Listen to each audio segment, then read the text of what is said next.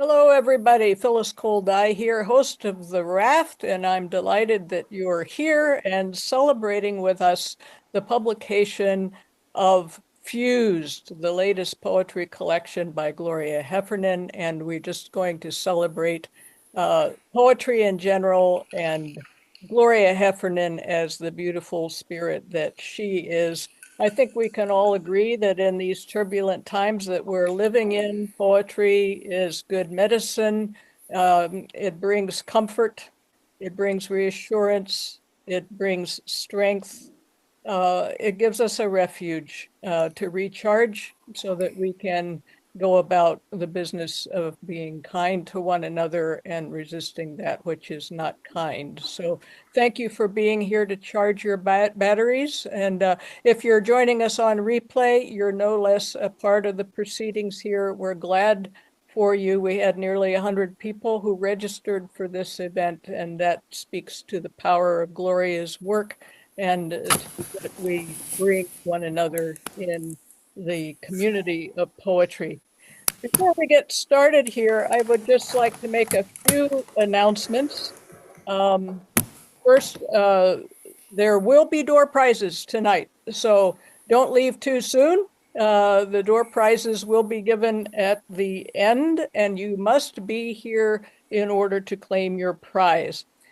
We now have, I'm happy to say, buy links for Fused, and I'll be putting those in the chat box in a little bit. They will also be in your goodie packet that will come to you tomorrow. So be watching for that. You know, if you haven't exchanged emails with me in the past, email from me might go to your spam box or your junk mail. So if you don't get a goodie packet along with the video replay link, send me a message, phyllis@phylliscoledai.com, and I'll help you out. I want to make sure that you get these materials. Now, as for our structure for this evening, just a brief word. Gloria and I would like to start with a bit of conversation around the collection, how it came to be, and what were some of the challenges of putting it together, and these kinds of questions. And then we'll shift into a reading time when Gloria will share with us the gifts of many of her poems.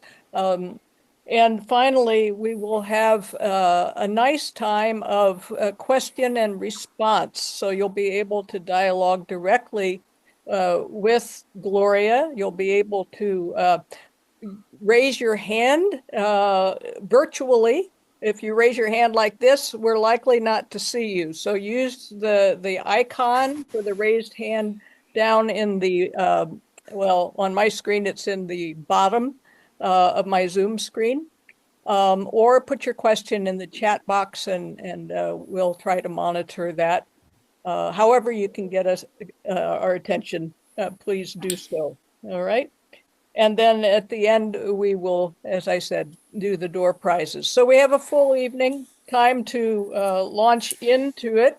And I'd like to start by sharing my screen so I can introduce Gloria just a bit.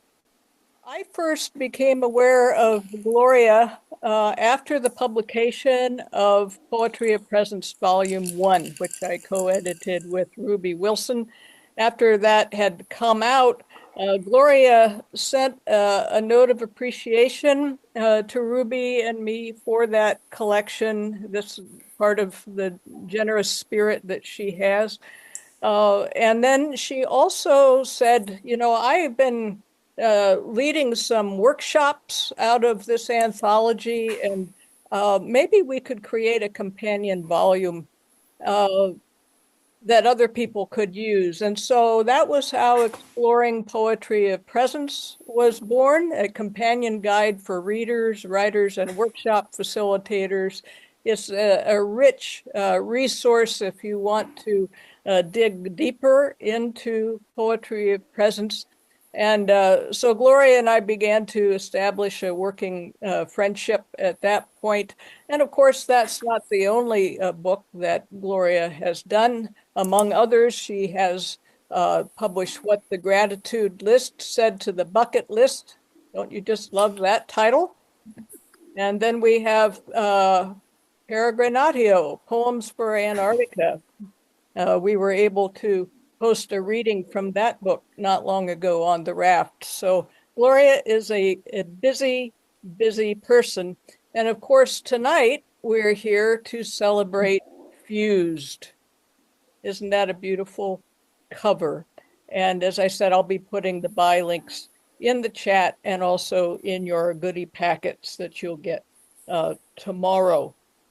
So before we get into FUSED, which we're here to celebrate, Gloria and I talked this morning and we decided that we wanted to make an announcement about a joint project that we're doing together again, tentatively titled Poetry of Mindful Aging. And this is going to be another anthology, and we will be putting a call out for submissions for this anthology. And so you'll be receiving information about how to submit for that in your goodie packet if you're so inclined. There will also be an announcement going out to the Raft. So these are some of the ways that we are looking at poetry for this latest project. And Gloria, I'm really excited and grateful to be doing this with you. And I get to read the first poem of the evening. Gloria was kind enough to ask me to blurb this book. And so I got a sneak peek a long time ago at this manuscript. And I got to pick one to read to you tonight. So are you ready? Okay, all right. This is called Instructions for the Morning After the Terrible Haircut. First, do not look in the mirror until after you have had your coffee. Everything looks better after coffee. When it still does not look better, do not drink a second cup of coffee. It will not make your hair grow faster, and it will make you jittery while wondering if anyone would find it odd if you showed up at work wearing a beekeeper's bonnet. Next, go to your jewelry box and take out the largest pair of earrings you own. You know, the ones with peacock feathers and beads, to draw attention away from the terrible haircut. Then dig out the tube of red lipstick you bought last New Year's Eve and swore you would never wear again because it made you look like a clown. Nothing distracts from a terrible haircut like a crimson neon sign across your face. Before heading out the door, sit still for a little while and listen to the morning news. No, I mean really listen. Then go back and wash your face. Return to your usual understated silver earrings. Be thankful that this morning a terrible haircut is your biggest problem. Thank you, Phyllis. Thank you, Gloria. And one thing that I like about that poem is that there's lots of humor in it, but then it gets us into real stuff, you know? And that seems to be one of your secrets. It happens a lot in your poems, and it's happening a lot in this collection. So first question I have for you is, how did this collection come to be? What's its birth story? And then maybe you can get into, you know, how do you balance all those different things that you're trying to do in one collection? Thank you, Phyllis. I know the exact starting point of this collection, and the first poem in the book, the title poem "Fused," is a reflection of that. It was several years ago. I was in the hospital with something that required me to get several transfusions, and it occurred to me that I had no idea who was in the process of saving my life at that moment. For strangers, for people I had never met, never would. And I really started thinking about that in the context of the place where we find ourselves as a society in terms of the polarization that is so prevalent. And this is going back pre about 5 years, 5 or 6 years ago. Um, so I knew that I wanted to start paying attention to where my poems were going. It's a really interesting thing there are two ways that you can approach organizing a collection of poetry. One is to have an idea and a plan and follow it. Peregrinatio was like that. I knew I wanted to write a collection of poems about Antarctica. I knew what my motivation was. It was ready to go. And it took about a year and a half to build that out. Then there are collections where you don't really know that you're writing a collection because I just was writing the poems that spoke to me in a particular moment. And then when I started to look at them, I started to pay attention to the recurring themes that I was seeing. Also superimpose onto this timing, because this book represents about 5 years of poems. COVID happened in the middle of that. So there was a lot of despair just around the world. There was a lot of pain, and that was something that I was writing about in my poetry.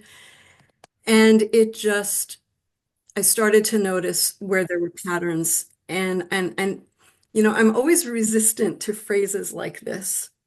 And I'm sure many of you will have heard what I'm about to say, but I really started listening to what the poems were telling me, what the poems wanted me to tell others. And that's how it took shape. It was really bringing all of those things together and looking at, okay, well, what do I want to say about the fact that we need each other? Well, Fused is the perfect example of that.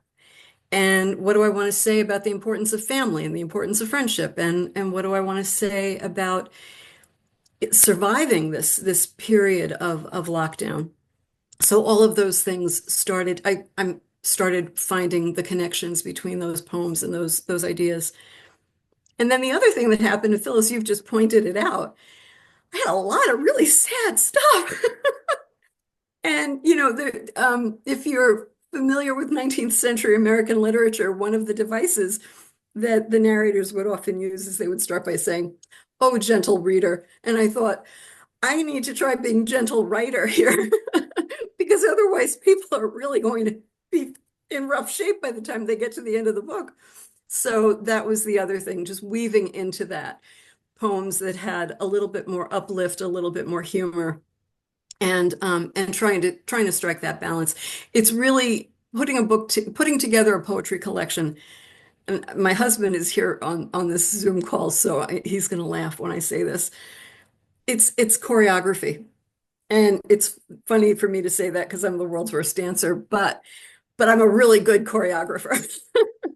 And it's figuring out how to dance with the reader and not step on their toes too much. So long answer to a short question, but Oh, you could probably go on for hours. oh, I sure could, but I'll spare you. Yeah. Just out of curiosity, when you say, I really resist this phrasing when other people use it, hmm I gotta let the poem speak to me and tell me what it wants. Why resistant? And why did you make an exception for yourself?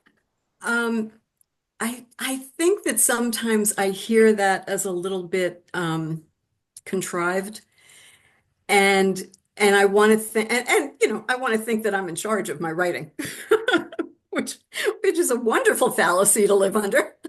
But I think that's really where it comes from, is just this admission of the fact that I am writing in service to something.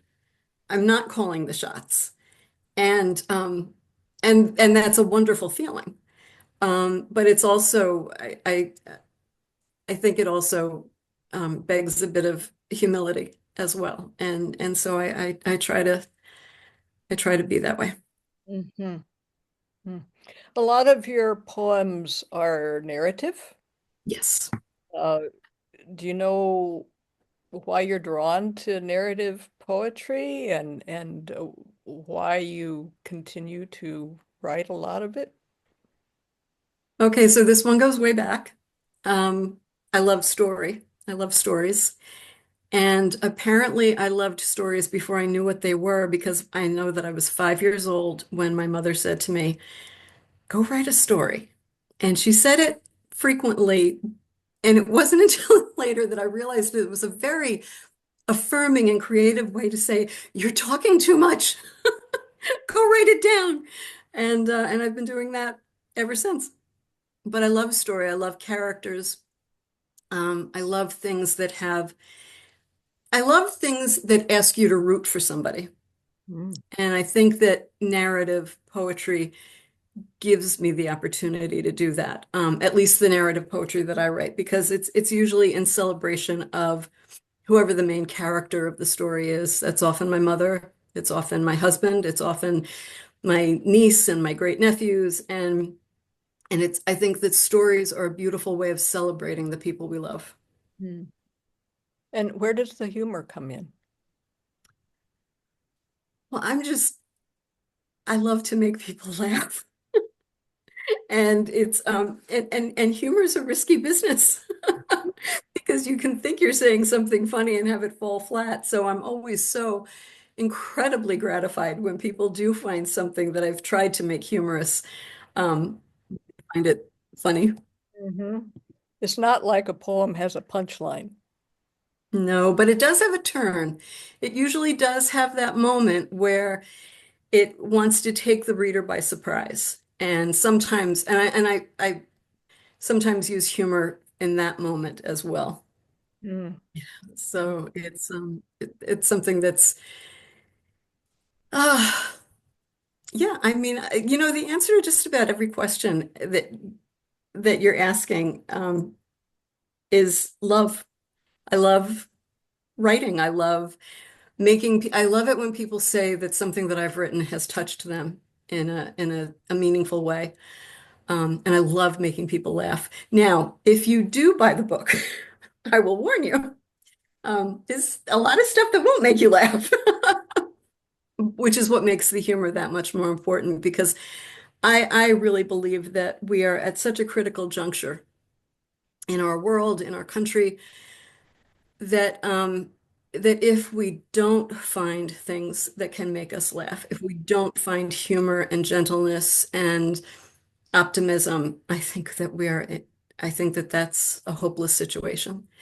Um, and when a poem that I've written can ameliorate that just a tiny bit by making somebody smile at least, if not laugh, then that's a very gratifying feeling. Mm. Well, we've just kind of skimmed the surface of this, but it gives people a little bit of taste of the backstory of the book and where you're coming from as a poet. But I think it's time that we hear from you now. Mhm. So give me a second. I want to share my screen so that Mhm. people who want to read the text and not just listen will have the chance to do that. And here we are ready to go. You're in charge, Gloria. If Okay. you had any doubts, here you go. Okay. Well, this first poem this is actually the last poem in the book. Um, but I wanted to start with it. And I'll tell you why when I get to the end. Terms and conditions. A prose poem in the age of the app. Users are required to read and accept the following terms and conditions. Upon reading all terms and conditions, click the box at the bottom and proceed to the next window. Caution. Do not skip to the little box at the bottom and click agree. That's how we got into this mess in the first place. 1. This site guarantees that your identity will not be stolen, but it might be revealed in ways you may have overlooked while posting comments on Facebook. 2. This site uses cookies, generally Oreos, always best when shared with friends. 3. This site engages in political subversion. It makes no secret of its intent to infiltrate partisan despair with radical joy. 4. This site does not care where you ate dinner last night or what you had for dessert. It will not upload images of the orgasmic risotto for which you paid $42 at a five-star restaurant, which will still find its way through your bowels tomorrow morning, whether you capture it for posterity or not. 5. This site employs human intelligence. No artificial ingredients. 6. This site provides 24-hour customer support. To access it, close your eyes, find a quiet place, listen. 7. This site is powered by faith, hope, and love. The user accepts all related risks, rewards, and responsibilities. If you agree to all of the terms and conditions listed above, check the box and proceed to the next window. No, not the window on your computer screen. The window that offers the best view of the sky. Open it. Breathe. Begin. I loved making that the last poem in the collection because I thought it was just wonderfully subversive to make begin the last line of the poem. Oh. So the next poem is the title poem, Fused. I could not hear the blood entering my vein, one drop at a time, all night long. 4 pints, 4 donors, 4 faces I would never see, hands I would never touch. I could not hear their voices, the languages they spoke, the prayers they prayed. I did not know what car they drove, or who they voted for, or why. But I knew I would die without them. I knew the rupture in my body would only be healed because 4 strangers said yes. And now I cannot look at the woman in the grocery store, or the man who cut me off in traffic, or the people in line at the voting booth without wondering, did you save my life?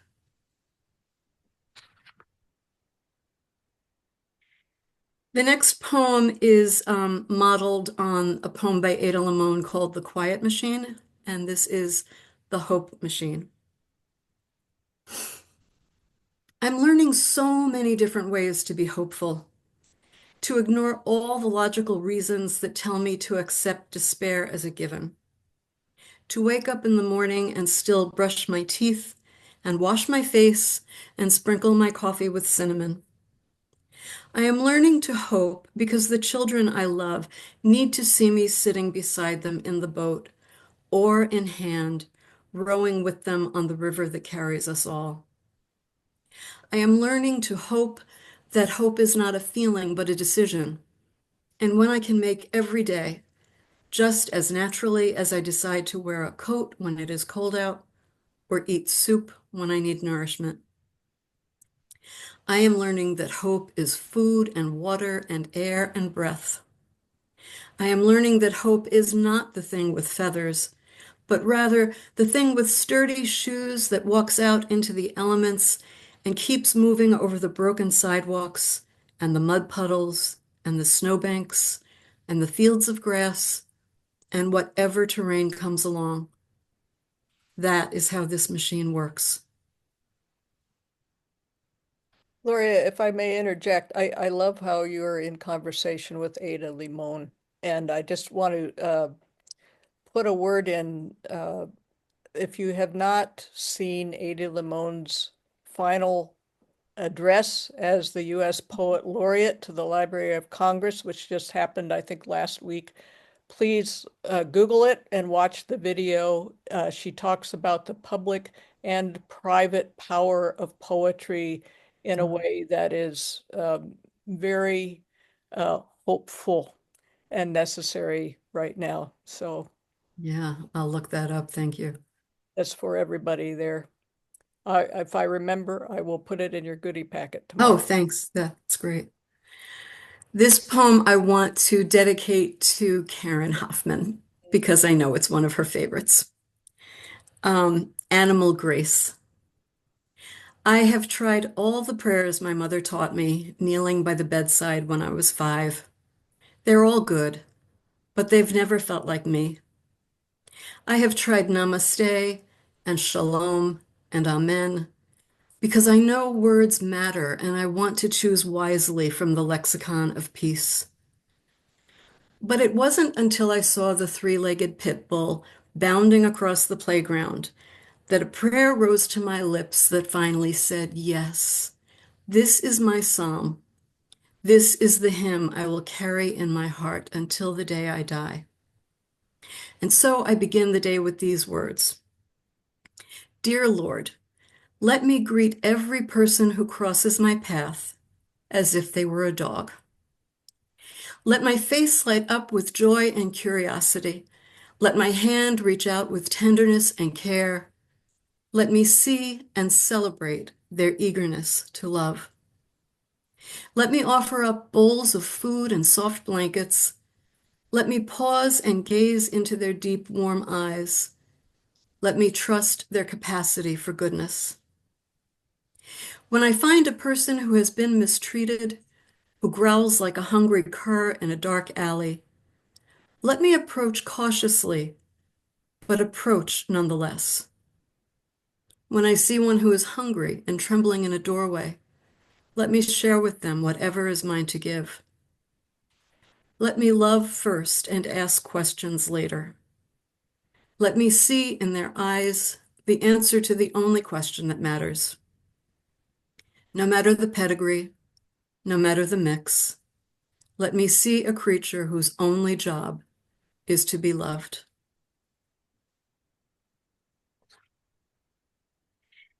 Now, this is a very special poem because it is written in honor of my dear friend Wendy Harris and the gorgeous painting that graces the cover of this book is a painting by Wendy. So I wanted to make sure that I acknowledge that. Moments of Color and Cloud for Wendy Harris. She is closing her studio, removing the paintings from the walls, adjusting to the reality of cognitive decline. A moniker she wears now, the way she has worn artist for 40 years. Her canvases shimmer with light and shadow, the dew-drenched radiance of an Adirondack lake at dawn, a two-lane highway unfurling between fields of new-mown hay, a pillar of sun piercing the blue and crimson clouds of twilight. She is a curator of moments, moments of blessing, moments of pain, moments that beg to be recalled, and moments that once lost will never be missed. These are not paintings. These are moments of color and cloud. These are the ineffable, rendered into the timeless. Do not paint her in shades of decline.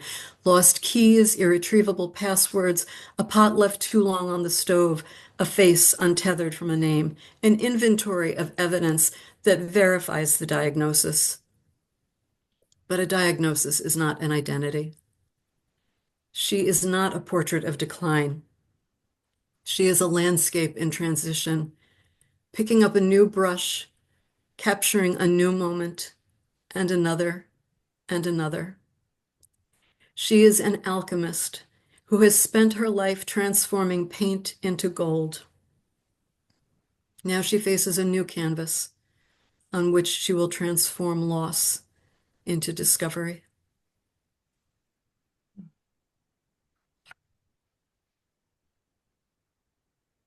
This poem is called Flight. First international flight. My best friend poked my arm and shook her head, looking at my disembarkation card. You're an American, she said, pointing to line 5, nationality. I had answered Irish, just as I did whenever anyone asked. You're only Irish in America, she said, as the jet roared across the Atlantic to the nation of my grandparents. Better take another look at your passport, she laughed. I erased the line and changed my answer. Line 5, American. A simple fix. 4 decades later, 4 passports expired and renewed. I am still an American even as my country struggles to remember what that means. I learned I was American when I traveled far from home. Now those who travel here to become Americans are told to go back to their shithole countries. What will they need to erase? Into what land will they disembark?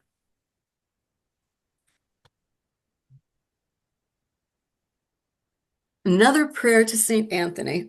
Now, I don't know any. I don't know how to say this in any way other than the truth. The prayer to Saint Anthony has never failed me, as you will see from the examples in here. And now I just need to hope that it keeps coming through for me, as you will also see. Another prayer to Saint Anthony. Saint Anthony, please come around. How many times have you helped me find my car keys, my glasses, my other shoe?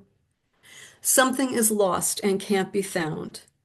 There was even that time Max got out of the yard and we thought he was gone for good as we searched everywhere, calling his name and listening for his bark, until at last I got back to the house, clutching your name like a rosary, and found him waiting for me by the door. Saint Anthony, please come around. There have been times when, rebuking myself for carelessness, I have refrained from calling on you, telling myself it was my own fault and you had bigger fish to fry, until I gave up and called your name and reached into a forgotten pocket, only to find yet again those keys that seem to have a mind of their own. Something is lost and can't be found. Saint Anthony, I have searched every dusty corner, every closet shelf, under every bed, to no avail. And so I turn to you again to help me find what I have lost. My country, Saint Anthony, my faith and justice, my hope.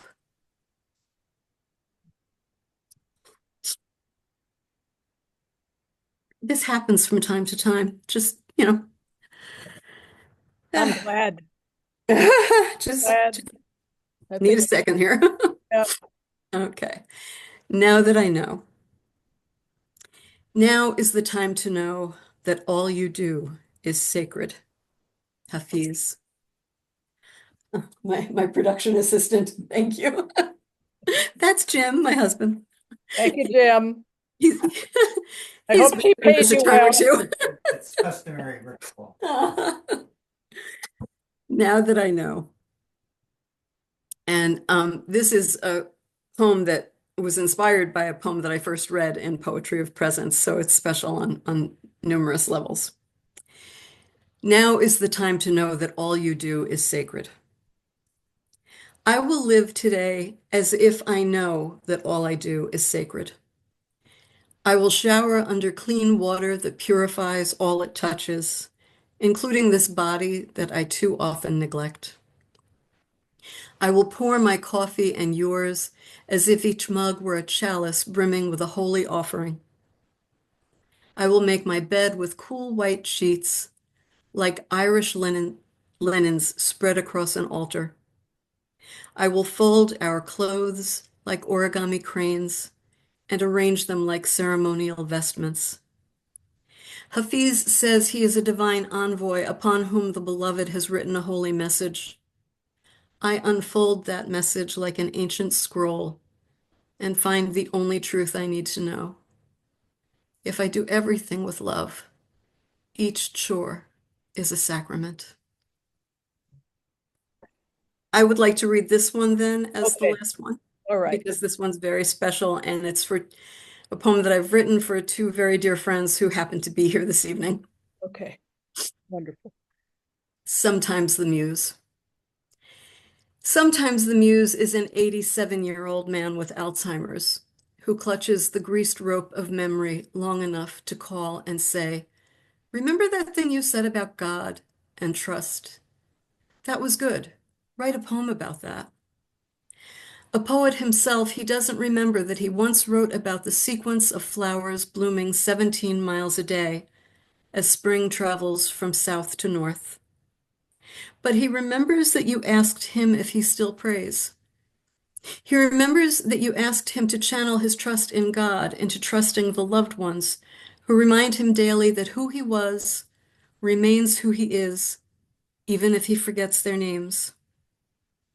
A preacher long ago, he remembers congregations who trusted him and how he earned that trust, and how he loved their reliance upon him, even as he resists relying on others now.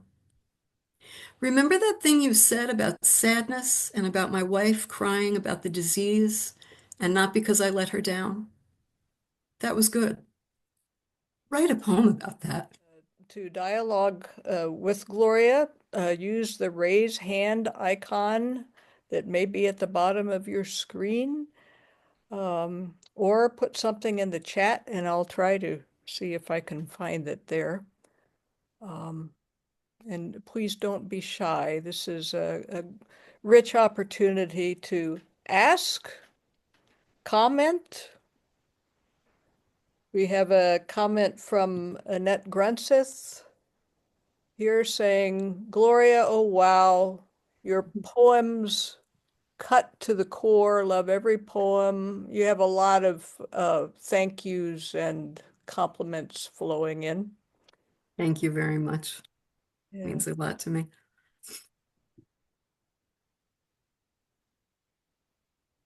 I've left you speechless.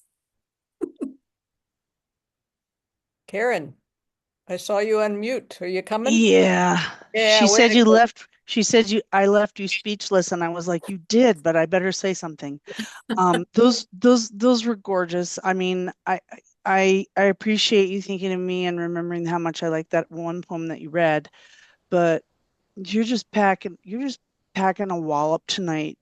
And Thank you. I'm pretty close to tears. And since February, since I had that stroke, I cry at the drop of the hat. So I don't mind when people cry, but yeah, I love the humor in the on that beginning poem, but yeah, you just went right for some gut punches, but they were the good kind. So I just appreciate you so much. I appreciate being here, and it's great to hear your work.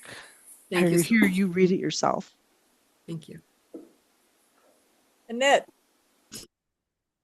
Well, I have to echo what Karen said, and you just have to know, I put a comment in the chat, maybe you didn't see it, that poem, Now That I Know, I remember when you wrote it, and I think it was during our poets group, and I had asked you for a copy of it, and I taped it in my closet, and I read it every morning. Oh, which I poem mean, do you mean, Annette?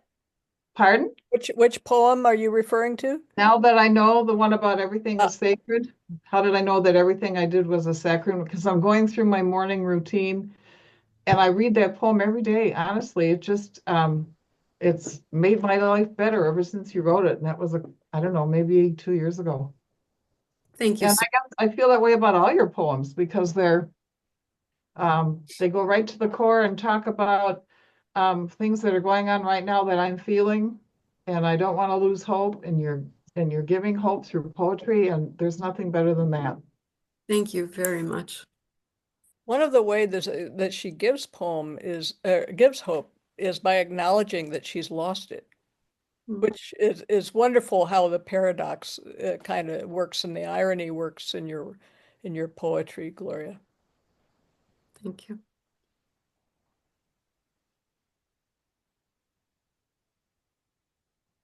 Any questions about process for those of you who are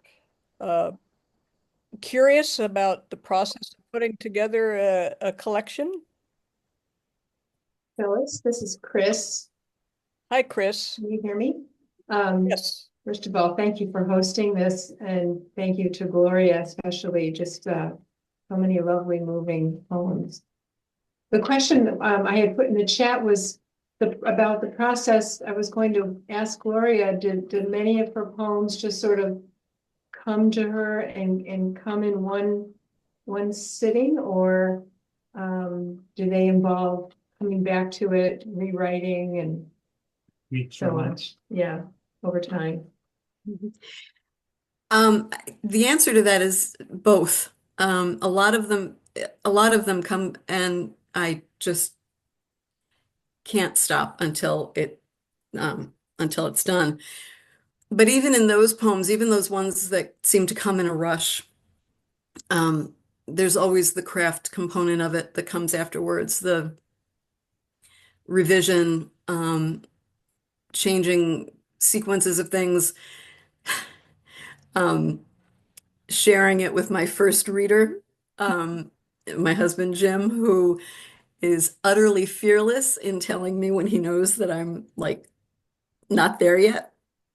And I am so very, very grateful for that. And because as much as I love hearing how wonderful something is, what I really also I appreciate just as much when people have feedback for me that helps me take it to another level, because I do believe very, very much in the importance of revision.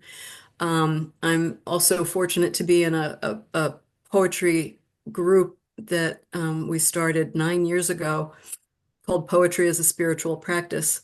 And so for anyone who is writing, who writes poetry, no matter whether you've never written it before and you just want to begin experimenting, or if you've been doing it for 20 years, I can't stress enough the value of having a core group of people who you trust, who will help to encourage you as you go through that revision process. I forget who I heard say this. It was somebody really smart. Oh, it's Dorianne Locks in her new book, Finger Lessons. She says you have to write in solitude, but you have to be a writer in community. And there's so much wisdom in that, because we hear so much about writing is the solitary life, and you have to close out all distractions and all that stuff. Well, duh, the distractions are where the poems come from. It's where you have to be attentive to everything around you so that you can so that you can allow yourself to be inspired. And then having that community that you trust, who will say bravely, or wow, those two things are equally important. But I think that a lot of poems, and this goes back to what I was saying earlier about, being in service to the poem. A lot of times the poem just takes me for a ride rather than the other way around. It sort of demands to be paid attention to. Yeah. Gloria, we have Lynette and then Liz. Hi, Lynette. It's so good to see you. It's great to see you, Gloria, and I can't wait to get this book. Your reading was beautiful. Thank I you. always like to ask about how a poet arranges a poetry collection. You told us you loved ending with begin, but is your book divided into sections? Is it just one poem after another, no sections? How do you arrange it? In this case, the table of contents is arranged in sections. The publisher did that, which I think works really, really well. But it also, I was excited to see that those sections made sense. That she saw something there that was logical and was able to organize it that way. I I wish I had a really smart answer to this question, because the truth is it's different with every project. But I do try to put the poems in conversation with each other. And I truly believe that poetry is a conversation. Poetry itself is a conversation between the poet and the audience. So and as you can tell, I like to talk a lot. So, conversation comes kind of naturally to me. So putting them in conversation with each other in terms of theme, in terms of mood, and then using those humorous poems really as punctuation. Marjorie Maddox is here this evening, and her beautiful book, Seeing Things, came out recently. And I heard Marjorie at a reading talking about this very subject, where she had a lot of poems that were very deep, profound, hard to read in the best possible way, because she's telling the truth, and the truth can be very difficult. And she did the same thing with using poems, using humor consciously as a way of creating a flow that doesn't pummel your audience, that doesn't make the reader feel emotionally exhausted and broken. Um, I spent a lot of time on the organizational part of this, and ultimately the answer is, yeah, I think I just found the answer. For me, the answer is, what's the book that I want to read? How do I want the poet to treat me as a reader? And I need that breath. I need those places where I can breathe. And that's what the humor, that's what the optimism in some of the poems offers. Thank you, Gloria. Now, Liz, I think you have the honor of going our last question tonight. Well, uh, I was wondering, since your prompt or your thought near the beginning was poetry of aging, or that's going to be a separate topic. What I'm wondering is, do you look at poems that you wrote in times past and think, boy, I'd like to tweak that or change that word? And do you ever do that, or like a revision, or do you just write a whole nother poem about the topic? I'm wondering how you address that. There are as many answers as there are poems. I think that I one of my heroes is Walt Whitman. And so I think of the fact that Walt Whitman was still revising Leaves of Grass literally on his deathbed. So I figure that's a good model to follow. And if he could give himself permission to do that, I give myself permission to do that. The other thing that your question brought to mind, though, for me is I often, not often actually, upon occasion, I'll look at really old poems, like 40 years old when I was in college and writing for the literary magazine. And I'll look at them sometimes and I will just cringe at how utterly awful they were. And then I look at it with a teacher's eyes, because I also teach creative writing. I teach poetry. And I think nothing is awful, because every one of those poems got me to the place where I have grown enough to write the poems that I want to share with people. And some of them, yeah, they're pretty awful. But I love them. I love every single one of them, because that was where I got to make my mistakes. That was where I got to, use cliches or hackneyed metaphors that, God willing, I've outgrown. Um, it has to be something that you look at on a continuum. And I mean, the happiest thing I can say about my writing is that it continues to grow. If nothing else, everything is part of the compost heap. I actually wrote a poem called Compost, which is I'll add that to the goodie bag. There you go. There you go. Okay, well, we are getting to the end of our time together, and we still have the very important business of door prizes here. So, if you would be so kind, Gloria, if I may have a number between 2 and 93, please. Our anniversary is the 21st, so I will say 21. 21. Is Laura Tate here?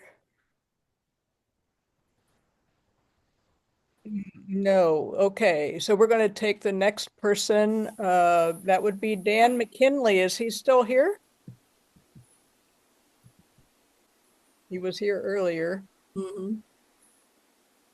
I think we'll give it to him because maybe he had to leave for some reason, but that would be the book Fused.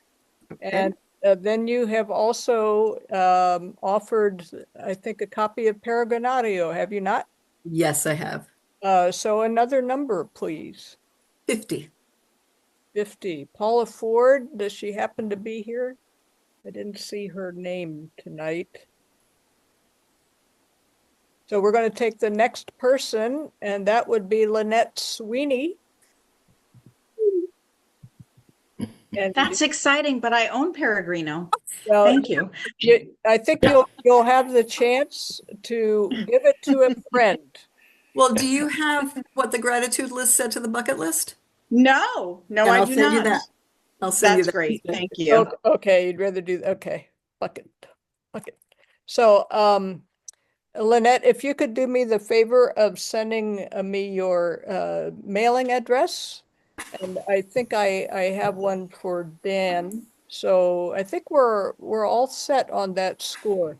So thank you again, for everybody for being here. We have an encore poem to close our evening together.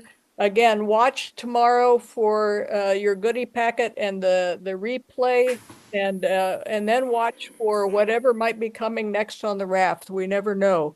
And if you're not a member of the raft, there'll be information about how you can become a member if you want. It costs nothing. So Gloria, thank you for your poetry, for your wondrous gifts of spirit and creativity, and for the poem that you're going to give us as a send-off. Let me spotlight you so everybody can see you really well. There you go. Okay. Thank you. I've got there we go. Okay. This is Autobiography of a Poem. And I think it kind of sums up a lot of what I've been saying about how I feel about poetry. I am the poem that will never grace the pages of the New Yorker. I will never be read and analyzed in grad school courses where experts dissect lines and metaphors like cadavers. I am a door with no lock, offering easy access and an invitation to stay a while. I am the slender volume on the nightstand of the retired English professor in Texas who tells me this is where she keeps the books she likes to read before going to sleep. I am the wrinkled sheet of paper folded into eighths that you keep in your wallet so that it's close at hand when you don't want to feel so alone.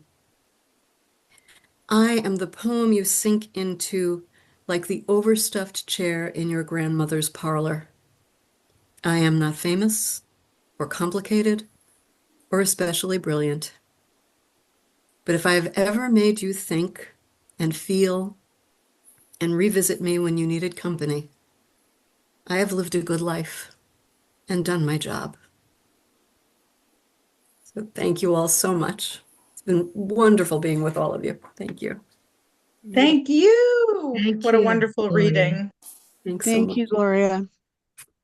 Thanks everybody for being part of the bash. Thank you. Thank you. Go out, Yeah. go out and make good Thank trouble. you.